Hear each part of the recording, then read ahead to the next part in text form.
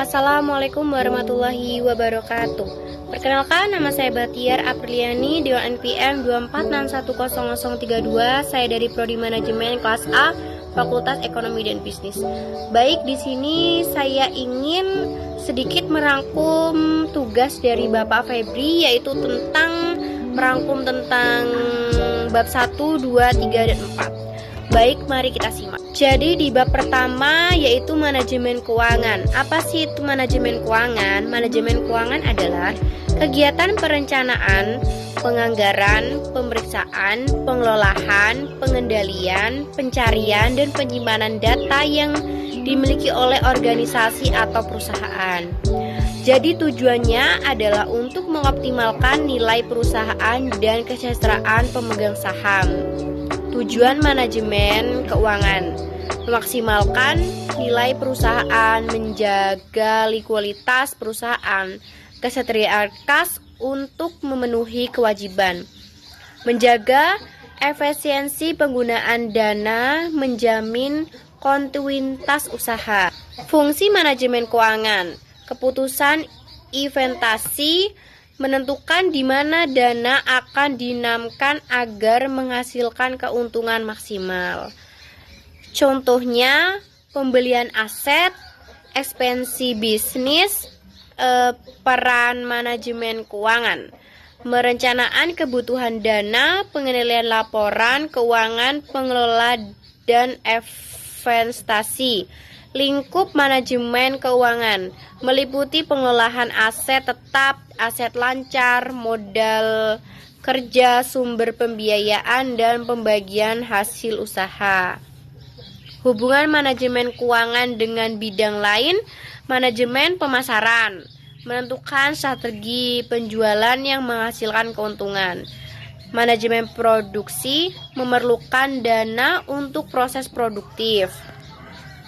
Terus ada manajemen sumber daya manusia, terkait gaji dan investif. Akuntansi, menyediakan data keuangan untuk pengambilan keputusan. Untuk bab 2, laporan keuangan. Jadi apa sih itu laporan keuangan? Laporan keuangan adalah hasil akhir dari proses akuntansi yang menggambarkan posisi keuangan, kinerja, dan arus kas perusahaan selama periode tertentu. Jadi tujuannya untuk memberikan informasi keuangan yang memanfaatkan bagi pihak internal dan eksternal dalam pengambilan keputusan ekonomi. Tujuan laporan keuangan: menyediakan informasi tentang aset, kewajiban, dan ekuitas perusahaan, menunjukkan hasil operasi perusahaan, laba atau rugi. Komponen laporan keuangan: laporan neraca, menunjukkan posisi keuangan pada aset waktu tertentu, berisi aset kewajiban plus ekuitas. Laporan laba rugi, menunjukkan kinerja keuangan dalam suatu periode, terus berisi pendapatan, biaya, dan laba bersih. Laporan perusahaan ekuitas maksudnya. Jadi menunjukkan perusahaan modal pemilik selama periode berjalan. Laporan arus kas itu menunjukkan arus kas masuk dan keluar yang untuk klarifikasi dalam aktivitas operasi, aktivitas investasi, aktivitas pendanaan. Catatan di atas laporan keuangan itu memberikan penjelasan tambahan terkait kebijakan akuntansi dan rincian akun. Terus ada pihak yang berkepentingan dengan laporan keuangan: manajemen untuk mengendalikan dan mengevaluasi kinerja, investor untuk menilai profitabilitas dan produk investasi. Terus ada kreditor untuk menilai kemampuan membayar uang. Terus pemerintah untuk kepentingan kepajakan dan regulasi. Masyarakat untuk menilai kontribusi perusahaan terhadap ekonomi. Analisis laporan keuangan. Jadi analisis laporan keuangan ini bertujuan untuk menilai kondisi kinerja, efisiensi, dan stabilitas perusahaan melalui perbandingan angka-angka keuangan. Terus ada jenis-jenis rasio keuangan. Rasio likuiditas menilai kemampuan pembayaran kewajiban jangka pendek. Contoh current ration, ration. Nah, tujuan analisis laporan keuangan ini menilai kinerja keuangan dan kemampuan laba, menilai struktur modal dan tingkat resiko keuangan. Pengertian anuitas. Jadi, anuitas itu serangkaian pembayaran atau penerimaan uang yang sama jumlah dan dilakukan secara periodik, misal bulanan, tahunan.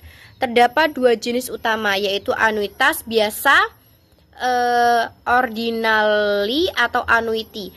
Pembayaran dilakukan di akhir periode. Anuitas jatuh tempo itu annuity doi.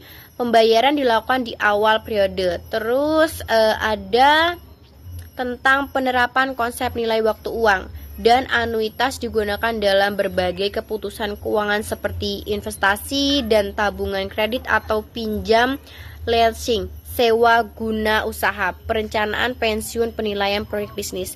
Terus ada intel dari materi, jadi nilai uang berubah karena waktu dan bunga.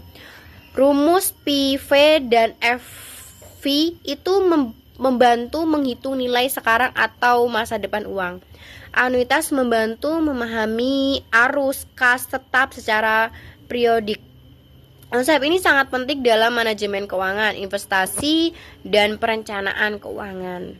Jadi bab 4 ini ada analisis laporan keuangan.